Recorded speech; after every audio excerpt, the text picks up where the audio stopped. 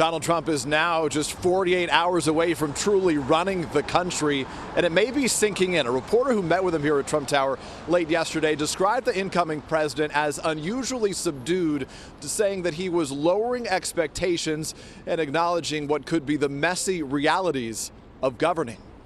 In the nation's capital, pre-inauguration festivities are now underway. President-elect Donald Trump celebrating his first event surrounded by diplomats and ambassadors. Oh, I know how safe this room is. Boy, oh boy. His remarks coming hours after he spoke about foreign affairs with Axios, a new media company based in D.C., saying, quote, "I've had a lot of briefings that are very, I don't want to say scary because I'll solve the problems, but we have some big enemies out there in this country, very big, and in some cases, strong enemies." But just 2 days before taking office, Trump is taking aim at Democrats, pouring fuel on his feud with civil rights icon John Lewis. He conveniently doesn't remember. How do you forget if you go to an inauguration? I can tell you when I was at the inaugurations, and you don't forget something like that. Slamming the Georgia congressman for initially saying this will be the first inauguration since taking office he won't attend.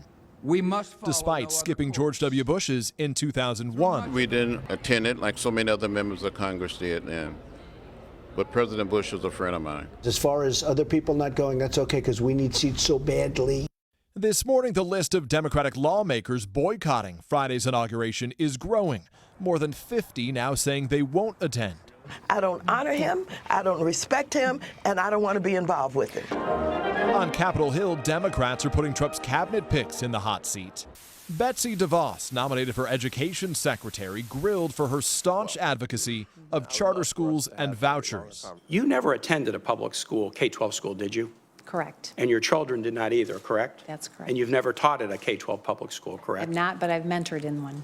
And while saying that her heart bleeds for victims of gun violence, DeVos said that it should be up to states whether guns are allowed in schools, noting protection from grizzly bears in rural states like Wyoming.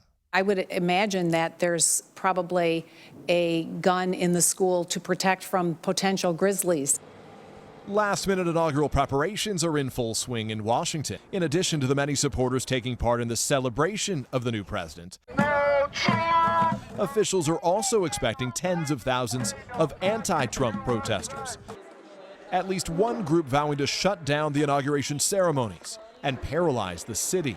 We're very optimistic about our chances of having a very vibrant show of resistance on Friday. The priority for police, keeping everyone safe. They can be as vigorous as they want to vocally. However, once they physically assault somebody or attempt to disrupt an activity, law enforcement has to take action.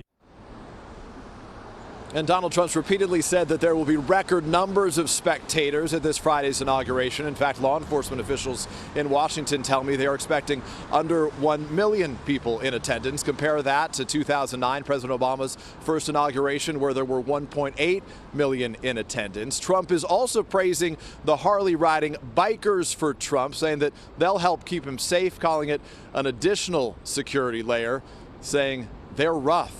Matt and Tamron. All right, Peter Alexander at Trump Tower. Peter, thank you very much.